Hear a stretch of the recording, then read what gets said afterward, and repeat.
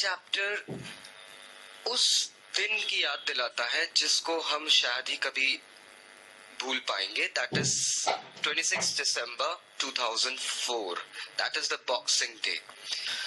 इसे boxing day इसलिए कहा जाता है दोस्तों, इसके पीछे एक स्टोरी है. Boxing day is not that boxing fight वाला, but boxing is basically Christmas के दिन लोग यूजुअली गिफ्ट्स भेजते हैं, बहुत सारे गिफ्ट्स वगैरह जाते हैं इधर उधर. तो जो वर्कर्स इंग्लैंड में होते थे उन लोगों ने डिमांड करी थी कि हम यहाँ पे गिफ्ट्स देने जाते हैं, हम बॉक्स में पैक करते हैं और हम देते हैं, तो इस कारण से हमें भी एक दे देना चाहिए. तो नेक्स्ट डे उनको हॉलीडे दी जाती है and that is known as Boxing day.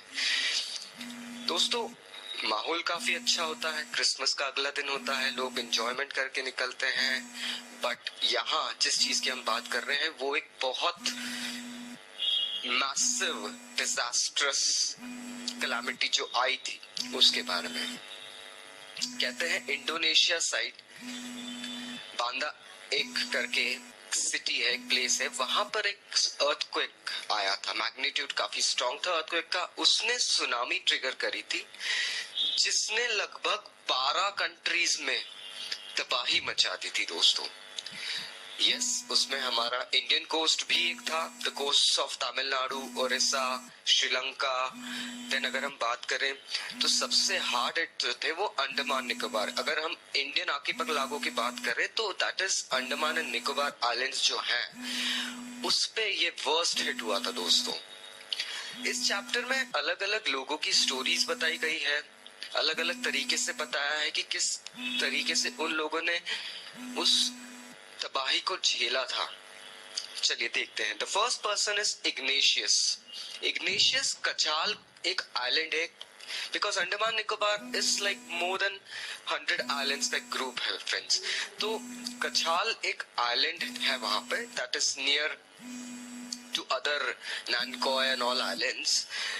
वहां पे इग्नेशियस अपने परिवार के साथ रहता था. दोस्तों जब सुबह उसको उसकी वाइफ ने बताया कि इस तरीके से सुनामी आ रही है एंड उन्हें भागना पड़ा है, तो उसने अपने बच्चों को संभाला. उसकी वाइफ, उसके फादर इन लॉ, उसके ब्रदर इन लॉ के साथ 2 बच्चे, और उन्होंने उसका हाथ पकड़ा और ऑपोजिट डायरेक्शन में भागने लगे. फ्रेंड्स उस दिन के बाद से इग्नेशियस ने अपने परिवार और उन लोगों को नहीं देखा. सिर्फ वो 3 बच्चे बच गए जो उसके साथ आके थोड़े से हाईलैंड की तरफ भागे थे, बाकी सब बह गए थे दोस्तों. नेक्स्ट स्टोरी आती है संजीव की. संजीव एक पुलिसमैन थे कछाल आइलैंड में.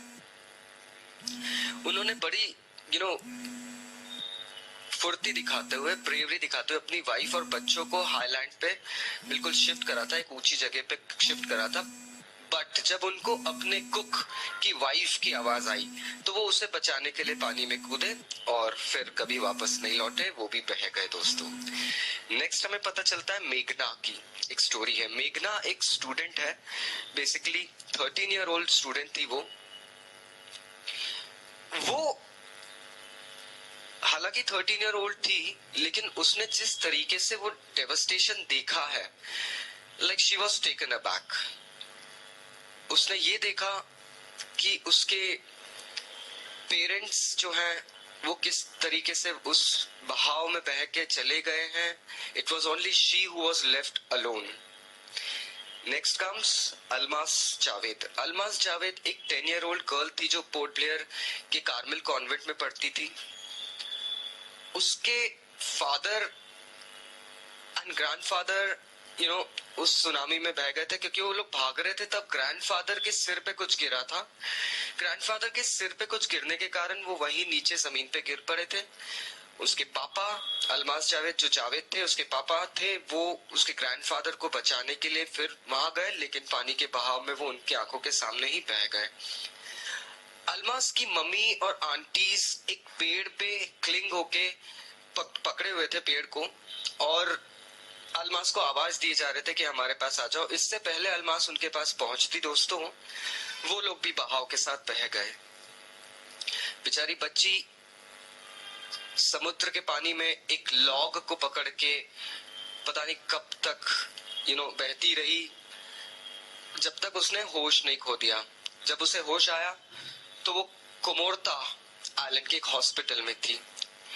आज वो कुछ भी बोलने से बिल्कुल मना कर देती है, क्योंकि वो मोमेंट, जो वो चीज उसके साथ हुई थी दोस्तों, वो चीज को याद करते से ही वो लाइक कांपने लग जाती है। She can not just imagine what went wrong, all the hell broke lose on them. Next हम चलते हैं इंडोनेशिया। वहां पे अगर हम बात करें तो टिली स्मिथ काफी फेमस पर्सनालिटी है। एक इंग्लैंड में रहने वाली फैमिली थी, daughter of Penny and Colin Smith. Christmas celebrate करने के लिए they had gone to Indonesia. एक आइलैंड पे they had a resort and उस रिजॉर्ट में ये लोग रह रहे थे। टिली को काफी अवार्ड्स मिले हैं उसकी ब्रेवरी के लिए, काफी लोगों ने सराहा है।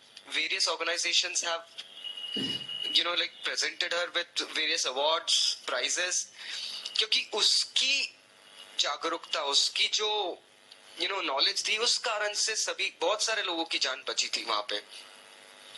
अब टिली को, हालांकि she was a young girl, but उसकी ज्योग्राफी टीचर ने हवाईन आइलैंड्स में आई सुनामी जो 1946 में आई थी, उसका एक वीडियो दिखाया था और बताया था कि सुनामी किस तरीके से आती है।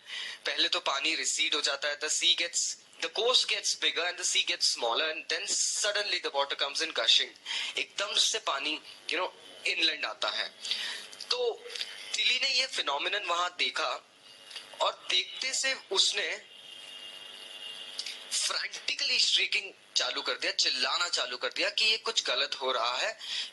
अब जो फिनोमिनन होने वाला है, that is something that is very very dangerous, क्योंकि उसको नॉलेज था। सब लोग बीच पे बैठे थे, they were enjoying the day, but Tilly ने जैसे देखा the water started receding and she knew कि अब अर्थक्वेक आया है, तो that means it will be followed by a tsunami for sure. She began shouting, asking people to go to higher places, higher grounds. People climbed as top as 3 stories of their hotels, friends. तब भी पानी उनके बहुत पास हो चुका था, तो आप समझ सकते हैं कि वाटर लेवल कितना बढ़ गया था वहां पे। बट थैंक्स टू टिली, उसके इस नॉलेज के कारण काफी सारे लोग अपनी जान बचा के बीच लौट आए थे, क्योंकि उन्हें टिली की इन बातों में दिख गया था कि हाँ सच में she knows something and something wrong is going to happen. So they had left the beach, और इस कारण से टिली की उस बात के कारण, उस इंफॉर्मेशन के कारण काफी लोगों की जानें बची। दोस्तों अगर हम बात करें तो थर्ड पार्ट जो चैप्टर का कहता है, सुनामी आने से पहले घरों के पेट्स और खेतों में काम करने वाले जानवर जो होते हैं, इवन विलेज में और या जंगल्स में जो होते हैं, उन्होंने थोड़ा सा अजीब सा बर्ताव दिखाना शुरू करा था दोस्तों। काफी आई विटनेसेस बताते हैं कि उन्होंने एलिफेंट्स को जंगलों में ऊंचे पहाड़ों की तरफ भागते हुए देखा था।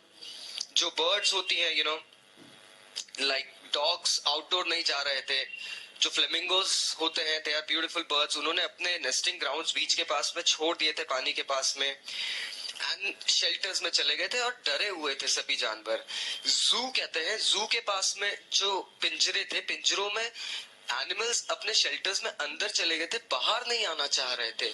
सो ये अज्यूम करते हैं कुछ लोग that animals do possess a sixth sense.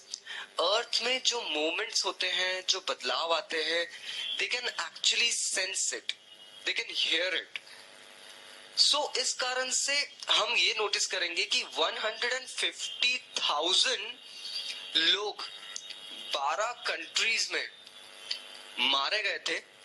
लेकिन अगर हम रेशियो देखें तो एनिमल्स या पेट्स इसमें बहुत ही कम संख्या में मरे थे। मतलब एनिमल्स और पेट्स लगभग ना के बराबर अगर हम कंपेयर करें तो मारे गए थे। तो ये एक रीजन होता है जो बताता है कि यस, एनिमल्स एंड पेट्स काफी रिसेप्टिव होते हैं इन डिजास्टर्स को लेके। एक वर्णन आखिरी में पता चलता है हमको कि श्रीलंकन जेंटलमैन एक है जो कील सिटी है, काफी फेमस सिटी है, सी शोर है, कोस्ट लाइन पे। उन्होंने कहा उस दिन मेरे दोनों डॉग्स को मैं जब बीच पे वॉक के लिए लेके जा रहा था तो उन्होंने घर से निकलने से मना कर दिया, मतलब they were not at all ready to go out on the beach. वैसे तो उनको बीच का ट्रैवल, बीच की वॉक बड़ी अच्छी लगती है, they are very excited for that, but उस दिन they did not want to go out, उन्हें बस नहीं जाना था बाहर। So that was you know something जो बताता है कि yes, and even he goes ahead and tributes his life to them. वो कहता है कि आज मैं जिंदा हूं क्योंकि उस दिन मेरे डॉग्स ने मना कर दिया था कि हमें बाहर नहीं जाना है, तो उस दिन मैं भी वॉक पे नहीं गया था और इस कारण से मैं बच गया हूं, नहीं तो मैं भी समुद्र के बहाव में बह जाता। तो दोस्तों, ये चैप्टर हमें बताता है कि वो सुनामी कितनी पावरफुल आई थी, उसने कितना करा था। 150,000 people dying is not an a less number. I hope आपको अब facts and datas readily available हो गए हैं। इसके अलावा अगर आपको कुछ और डाउट्स हैं तो नीचे कमेंट बॉक्स में कमेंट करिए, we would be gladly appreciating them. साथ ही अगर आपको दूसरे टॉपिक्स की इंफॉर्मेशन चाहिए यू नो फ्रेंड्स, तो आप इस बॉक्स में मेरा नाम Kevin Lopes personal tutor type करके चैप्टर का नेम टाइप करेंगे, आपको वीडियो डिस्क्रिप्शन रेडिली अवेलेबल मिल जाएगा। चैनल को सब्सक्राइब करिए, वीडियो को लाइक करिए। Take care.